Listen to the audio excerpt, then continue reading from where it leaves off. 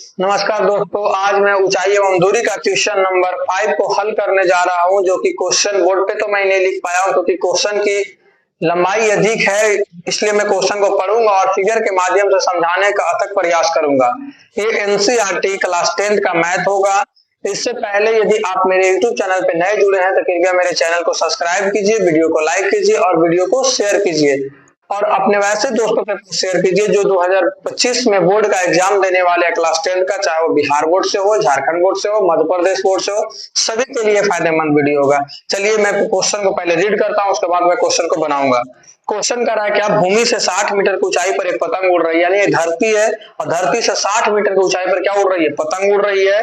अब पतंग में लगी डोरी की अस्थायी रूप से भूमि के एक बिंदु से बंधी हुई है, यानी ये भूमि हो गया। भूमि से 60 मीटर की ऊंचाई पर एक पतंग उड़ रही है और पतंग से डोरी जो है वो भूमि के एक बिंदु से बंधी हुई है अस्थायी रूप से, यानी कि अस्थायी नहीं है, फिक्स नहीं कर दिया गया है, मतलब कि हिल डुल कर रही है। अब तक क्या, भूमि के एक साथ डोरी का झुकाव 60 डिग्री का, और जो वहां से वहां तक जो डोर का झुकाव हुआ, पृथ्वी से जो पतंग का झुकाव वो 60 डिग्री का कोण बनाती है। अब कर रहा है कि डोरी की लंबाई ज्ञात कीजिए। चलिए मैं बनाता हूँ किस तरीका से बनेगा, देखिए।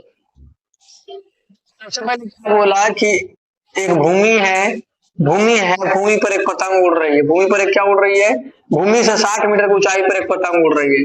चलिए यहाँ से यहाँ पतंग उड़ रहा है, इस जगह पे पतंग उड़ रहा है, ठीक है।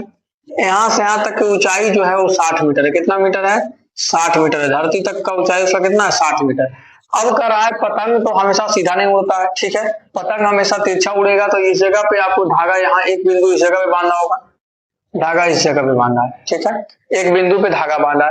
अब यहाँ पे जो धागा बांधा है ये 60 डिग्री का कोण बनाता है। कितने डिग्री का, 60 डिग्री का। चलिए मैं इसको ए मान लेता हूं, इसको बी मान लेता हूं, इसको सी मान लेता हूं, ठीक है। तो ये समकोण त्रिभुज का निर्माण हो गया। समकोण त्रिभुज का जो ये बीच वाला एंगल जो होता है ये 90 डिग्री को होता है और 90 डिग्री के सामने वाला एंगल, यानी समकोण के सामने वाला एंगल हमेशा क्या कहलाता है, तो कर्ण कहलाता है। तो यहाँ पर क्या हो गया, कर्ण हो गया, ठीक है। जब ये कर्ण हो गया तो इसके सामने वाला जो थीटा होता है वो हमेशा क्या होता है, लंब होता है, यानी इसके सामने वाला जो भी दिया रहता है ये क्या होता है, लंब होता है थीटा के सामने वाला। तो ये क्या हो जाएगा, आधार हो जाएगा, ठीक है। इतना कर दिए। अब यहाँ पे क्या है, तो आपको दूरी की लंबाई निकालने बोला, नहीं कर्ण निकालने बोला है। आपको लंब दे रखा है, तो लंब और कर्ण किस फॉर्मूला में प्रयोग होता है, तो लंब और कर्ण हमेशा जो फॉर्मूला में प्रयोग हुआ है, या तो साइन के फॉर्मूला में लंब बटा कर्ण होता है, या तो कोसेक के फॉर्मूला में कर्ण बटा लंब होता है। साइन का प्रयोग करके मैथ को बनाना होगा। चलिए किस प्रकार से बनेगा मैं बनाता हूं। चलिए हल लिखेंगे, हल लिखने के बाद बनाएंगे। मान लिया कि डोरी की लंबाई एल मीटर। कितना मीटर है, एल मीटर, यानी यहां से यहां तक की लंबाई हमने क्या मान लिया, कारण बराबर एल मीटर, ठीक है। उसके बाद क्या निकालेंगे, और भूमि से पतंग की ऊंचाई, यानी कि पतंग की ऊंचाई भूमि से कितना मीटर है, यानी एसी है ना पतंग की ऊंचाई, तो एसी बराबर कितना, तो 60 मीटर है। कितना है, 60 मीटर। बाकी सी भी क्या है आपका, भूमि है। चलिए इसके बाद बनाता हूं। हम अभी जस्ट बोला क्या चीज का प्रयोग, कौन फॉर्मूला का प्रयोग होगा, तो साइन का प्रयोग, क्योंकि हमें कर्ण निकालना है। लंब दे रखा है तो लंब बटा कर्ण हमेशा किसमें होता है, साइन थीटा में होता है। तो चलिए मैं बनाता हूं। अब लिखूंगा, अब समकोण त्रिभुज किसमें, तो आपका एसीबी में, एसीबी में हम बनाते हैं।